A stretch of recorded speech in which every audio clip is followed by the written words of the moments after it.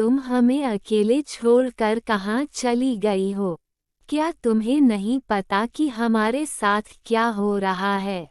कुछ इसी तरह के वाक्य आपको मध्य प्रदेश के देवास के एक घर में देखने को मिल जाएंगे। ये कोई जागरूकता अभियान नहीं है, बल्कि दो मजबूर बेटियों का दर्द है। एक 9 साल की है और दूसरी 11 साल की। ये सिर्फ एक कहानी नहीं, बल्कि एक दर्द है, जिन्हें दो मासूम बच्चियां जी रही थीं। मामला कुछ इस तरह से है। गुड़िया बदला हुआ नाम जब 3 साल की थी, तो उसकी मां की शादी एक शख्स से हुई।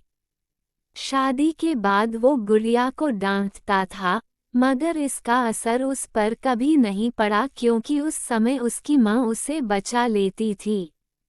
लेकिन 5 महीने पहले गुड़िया की मां की मृत्यु हो गई। ऐसे में उसके सौतेले पिता ने उसके साथ गाली गलौज शुरू कर दी। इतना ही नहीं, उसके साथ कई बार रेप करने की भी कोशिश की। मगर गुड़िया अपने आप को बचा लेती थी।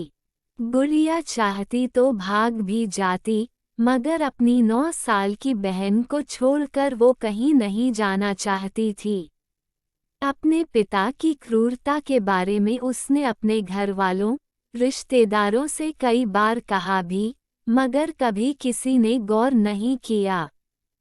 खुद को अपने पिता से बचाने के लिए शरीर के ऊपर 5 तह के कपड़े पहन लेती थी और दुपट्टे भी रखने लगी, मगर सौतेले पिता की बुरी नज़र हमेशा उसके ऊपर रही। कहीं से मदद की आस नहीं मिली तो उसके दिमाग में एक आइडिया आया। वो घर की बाहरी दीवारों पर अपने ऊपर हो रहे जुल्मों के बारे में लिखने लगी। अचानक ही उस पर एक आदमी की नज़र पड़ी, तो उसने एक गो को कॉल कर दिया। एनजीओ ने दोनों बच्चियों को अपने पास बुला लिया और पिता के ऊपर केस कर दिया। पुलिस ने उसके सौतेले बाप को गिरफ्तार कर लिया है।